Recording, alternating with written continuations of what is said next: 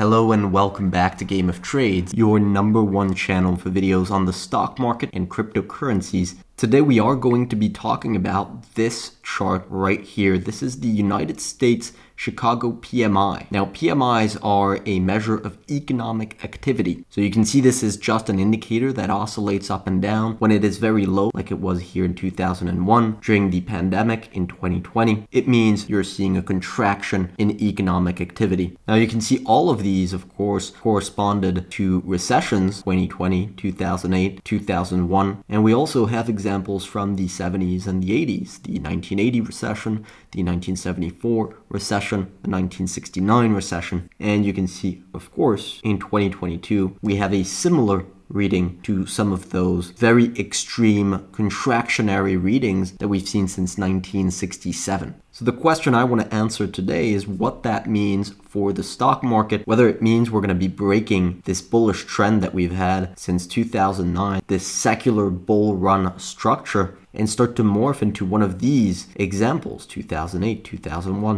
1974, 1969. Now, as a quick spoiler to this video, you can see right here, every time we plunge into such extreme readings, we've seen the unemployment rate, that is in orange here, begin to move higher. We saw that in 2008, in 2001, in the 80s, right here, in 1974, in 1969. Of course, we haven't seen the unemployment rate begin to rise again. So is that the next thing that's going to take the market down over the next few months? That is exactly what we're going to be asking in this video. So make sure to pay attention very carefully and also make sure to click on that like button. If you enjoy this video, it really makes a huge difference. So that is really appreciated. And of course, subscribe to the channel if you are new here. By the way, this is your last chance to take advantage of the discount we've been doing following Black Friday and Cyber Monday. There's around 11 hours left before the discount goes offline, and it won't be for at least another year until we do a discount that's this big on our memberships. We do macro forecasts guiding you through the investment strategy every step of the way, giving you buy-sell ratings on the key assets that we think are important, and also being extremely transparent regarding how we come up with these ideas. We try to make the process as easy and direct as possible so that you don't have to spend the hours of time that it really takes to do quality research. We select the best assets for the current macro environment, both to take advantage of it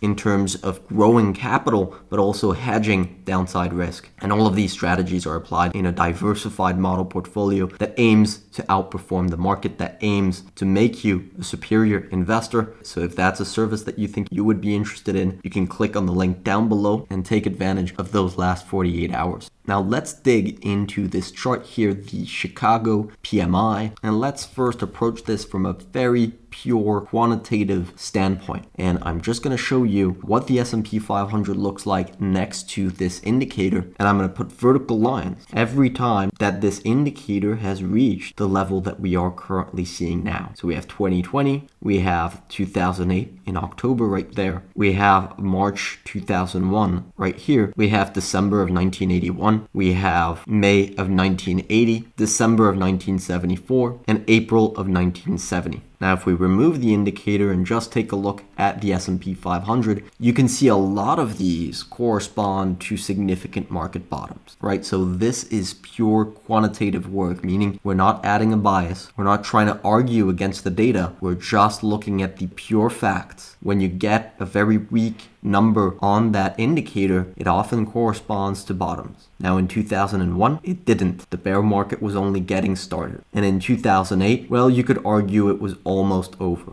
In 2020, that was the bottom. So that's the pure objective way of approaching this. Now let's add a little bit of macro. And so we're going to add the unemployment rate on this chart and remove the SP 500. And we're going to look at the same vertical lines, and you can see the unemployment rate systematically rises leading up into that vertical line, leading up to that reading. It rises in 1981. In 2001, it was rising leading up to that reading. Same thing again in 2008, rising leading up to that reading. And of course, 2020, rising and even topping leading up to that reading. Now, interestingly, we have the same reading, and yet we're not seeing the unemployment rate rise. So I find that very interesting. So what is going on here? Are we about to see the unemployment rate rise here? Because if that's the case, that is when things can go south very quickly for the market. All the big market declines we've seen throughout history have been combined with the unemployment rate rising, right? 1974 is not an exception. 1969 is not an exception. So if we hypothetically had a crystal ball that told us the unemployment rate is about to rise to very significant levels over the next few months, in that case, if you knew that was going to happen, I would say you can make a pretty high probability bet going short on the market right now. But of course, the markets are not that simple, because let me remind you of a quick detail. This is the Chicago PMI. Now, it is a very good indicator of general economic activity, but something that is perhaps more relevant is the general US PMI. If we look at the manufacturing PMI for the US, you can see it doesn't have such a bad look. We just got the new reading for the PMI at 49. So it looks something like this. It's the blue line right here. And you can see actually what this chart shows is the PMI against the SP 500. And you can see since 1994, we've seen the stock market and the PMI trend very closely to one another. Sometimes the market front runs the PMI, and sometimes, like in the recovery from the dot-com bust, the SP 500 needs to do catching up to the PMI. Now you can see what's happened throughout 2022 is that the market has priced in a lot of weakness in economic activity. In fact, the market has priced in much more economic weakness than we've already seen.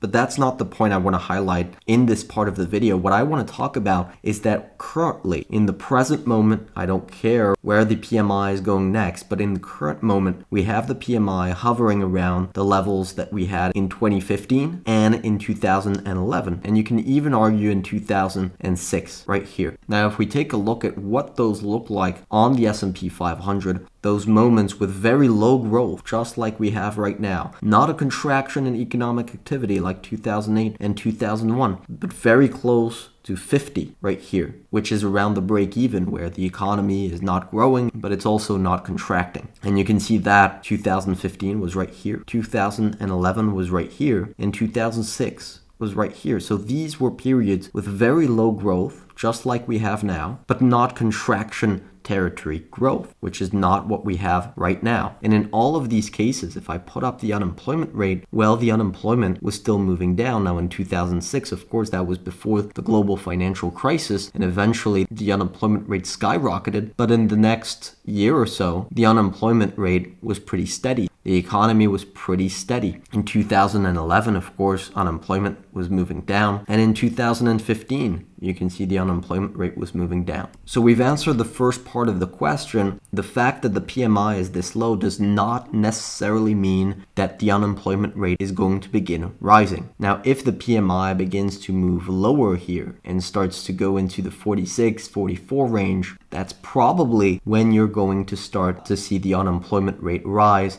and you're starting to get into a real recession. Now, eventually that's going to happen. Eventually, a recession comes. In fact, we've had one of the most accurate indicators of recessions flash its warning signal, the yield curve inversion. We know that sometime in the next 1 to 2 years, we're going to see a recession and we're going to see the unemployment rate begin to rise. But could we see a short-term recovery in economic activity before the recession does materialize? I think that's certainly possible. And one of the places it could come from is the Chinese credit impulse. We've seen the credit impulse begin to really trend higher over the last few months. Chinese central banks are injecting credit into the economy. Now, if you look at history, you can see that has often been a driver of growth. This is the PMI, the global manufacturing PMI in blue. And you can see, of course, throughout 2022, it's been declining, as we've just talked about. But you can see the red here is China's credit impulse that often moves together with the PMI. So as China injects a lot of credit, well, then you typically see global growth pick up because China has a massive impact on the global economy. Now, of course, that hasn't materialized yet, but it increasingly looks likely that the Chinese government is not going to have a choice but to reopen the Chinese economy, that credit is going to be used towards growth, and that could actually be a short-term tailwind to economic activity around the world. And that would delay the recession that the yield curve curve is currently signaling. So I hope this video did open your mind up to different possibilities. I hope you guys learned something new in this video. I hope you found it entertaining. If you did, make sure to smash that like button. Now, in the meantime, I wish you good luck on your trading and see you next time.